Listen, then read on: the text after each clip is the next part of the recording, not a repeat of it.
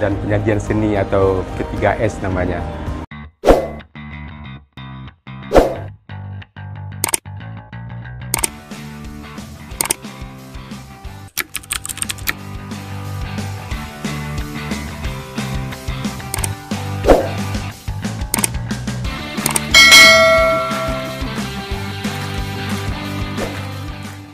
Hai pemirsa 3M, saat ini saya berada di Fakultas Bahasa dan Seni Universitas Negeri Medan. Kali ini kita akan mewawancarai dosen berprestasi tingkat nasional yang memenangkan penelitian selama 3 tahun berturut-turut. Dosen tersebut berasal dari jurusan Seni Rupa Fakultas Bahasa dan Seni Universitas Negeri Medan.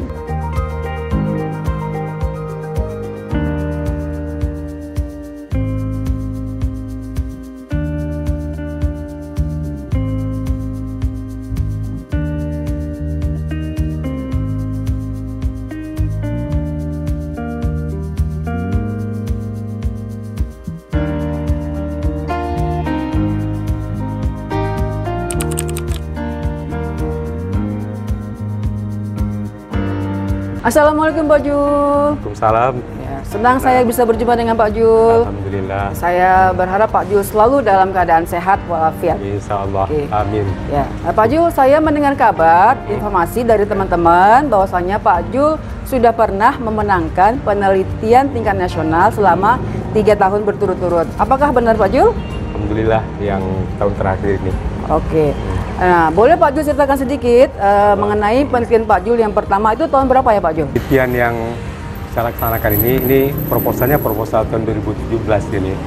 Dan pelaksanaannya mulai dari 2018, 19 berlanjut sampai ke 20. Dia multi tahun atau multi year.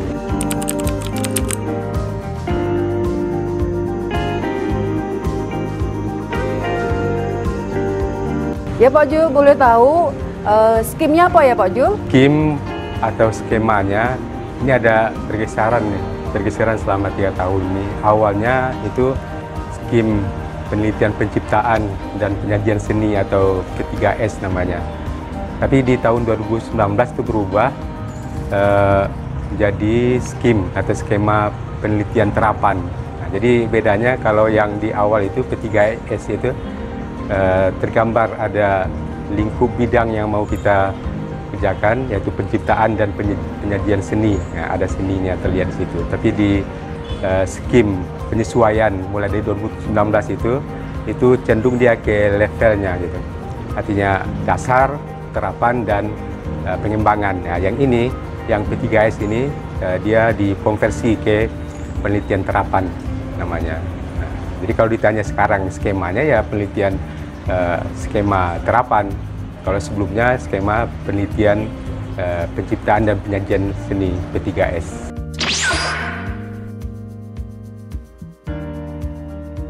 Pastilah di dalam penelitian Bapak yang pertama ini, Bapak tidak bekerja seorang diri. Nah, siapa sih Pak teamwork Bapak? Ya, anggota termasuk juga mahasiswa itu sudah pasti. Karena kalau tanpa anggota dan tidak bisa diterima di DRPM. Ini ada 3 anggotanya ini. Di samping saya ada Pak Dermawan Sembiring, ada Pak Mengatas Pasaribu, dan juga Pak Wahyu Diatmojo. Dan ada 3 mahasiswa. Ada si Sian namanya, ada si Noto juga ikut, kemudian si Maulana Yusuf. Ian tadi Nur Diansah nama panjangannya. Jadi itulah tim kami untuk penelitian 3 tahun ini. Tapi mahasiswa ada pergeseran, kan mahasiswa yang awal 2018 ada yang tamat, masuk lagi ada yang mahasiswa yang pengganti kita masukkan gitu, si ID. Ya, menarik sekali ya Pak Jul, karena Bapak melibatkan mahasiswa, berarti Bapak tidak melupakan mahasiswa. Kemudian Pak Jul, ini yang mau saya tanyakan lagi, luarannya atau produknya apa ya Pak? Luaran penelitian ini sesuai dengan skemanya, yang istilah awalnya itu penelitian penciptaan dan penyajian seni, ya sudah pasti luarannya itu adalah produk karya seni, khususnya dalam hal ini adalah karya seni lukis, lengkapnya judul penelitian ini adalah penciptaan seni lukis berbasis bentuk-bentuk seni rupa etnik Sumatera Utara yang kita kembangkan pada media tafril karet dengan menggunakan alat pengantar panas. Kira-kira itu penjelasan judulnya atau lebih panjang dari kata judulnya. Jadi intinya bagaimana kita mengembangkan seni lukis eksploratif ini berbasis bentuk-bentuk seni rupa etnik yang ada di Sumatera Utara. Etnik yang ada di Sumatera Utara itu kalau secara generalnya kan besarnya itu kan Melayu dan Batak.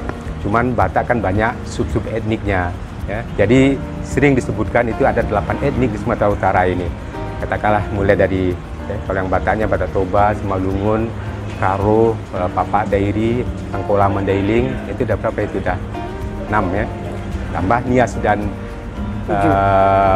Melayu, berarti 8 etnis. Jadi bentuk-bentuk seni rupa etnik itulah yang kami kembangkan menjadi karya seni lukis. Prosesnya merupakan proses eksplorasi yang kami lakukan. Eksplorasi yang kami lakukan itu menyangkut eksplorasi teknis dan estetis tentunya. Teknisnya yaitu ketika kita sudah bisa mengembangkan bentuk-bentuk dasar dari kesenrupaan etnik itu, lakukan pengembangannya berbasis digital. Jadi kalau kita mengembangkan bentuk-bentuk itu berbasis teknologi digital, itu kemungkinan bentuk-bentuk baru ya, dari hasil ya, deformasi, abstraksi itu akan melahirkan bentuk baru dari objek dan komposisi lukisan itu sendiri secara lebih mudah dan cepat. Kita ingat ya, waktu tempo dulu yang belum ada teknologi ini, untuk mendesain satu objek seni lukis dia menghabiskan waktu panjang. Tapi dengan adanya teknologi digital itu begitu mudah dan bisa menghasilkan banyak rancangan dalam waktu yang singkat. Bisa melahirkan bentuk-bentuk yang tidak terduga. Jadi ini adalah eksplorasi teknis yang kita lakukan untuk pengembangan konsep-konsep seni lukis. Sampai pada penggunaan media yang tidak lazim, sebetulnya kita menggunakan media tafril dari karet. Nah, karet pasangannya adalah alat penghantar panas untuk bisa menggarap ya, bentuk, objek ataupun tekstur dari karya tersebut. Ini adalah eksplorasi teknis, tapi konsep pun juga sebetulnya yang kita ambil, kita rujuk dari bentuk-bentuk seni rupa etnik, 8 etnik tadi, itu adalah dalam rangka pelestarian, ya, pengembangan dan pelestarian. Kita harus memahami pelestarian ini adalah dalam kerangka pengembangannya. Ya. Memang ada, kalau Profesor Darsono dari ISI Surakarta itu memetakan ada dua setidaknya bentuk pelestarian ini, ada bentuk preservasi, ada konservasi. Kalau preservasi itu dia cenderung merawat, menjaga agar dia tidak rusak, agar dia tidak punah. Nah, itu seperti yang dilaksanakan di museum lah kira-kira itu. Kalau yang konservasi kita bisa mengembangkannya, kita memandang tradisi itu sebagai sesuatu yang hidup, bukan sesuatu yang mati. Kalau dia hanya di preservasi seperti di museum, itu kan kita menganggap ya, itu adalah tradisi yang dia sudah demikian adanya dan tidak akan berkembang, hanya dirawat. Tapi dengan pelestarian berupa konservasi ini, kita mengembangkannya pada bentuk-bentuk yang baru, tapi tentunya kita tetap mempertahankan karakteristiknya. Jadi kata kuncinya itu, dia dikembangkan, dirubah, memungkinkan, ya, malah bisa diabstraksi ya, agak jauh, tapi jangan sampai menghilangkan karakter dan esensi dari bentuk-bentuk tradisi itu. Katakanlah bentuk seni rupa tradisi yang kita rujuk ya, sebagai rujukan konsep seni lukis modern ini. Seperti itu. Luaran yang apa? Pameran atau presentasi, makalah, atau mungkin juga publish ya, publikasi jurnal ya, sudah pasti ada. Itu kan tuntutan dari luaran penelitian yang kita ajukan gitu. Dan memang sesuai dengan skemanya tadi juga, penelitian penciptaan dan penyajian seni. Nah, di satu sisi penciptaan tadi, eksplorasi untuk penciptaan seni lukis etnis tadi. Kemudian penyajiannya itu adalah dalam bentuk pameran. Dan karena sampai tahun ini sudah memasuki tahun ketiga ini, di 2020 ini, ya, berarti sudah melewati 2 tahap, 2 tahun sebelumnya, 2018 dan 2019, itu beberapa event pameran sudah kita ikuti.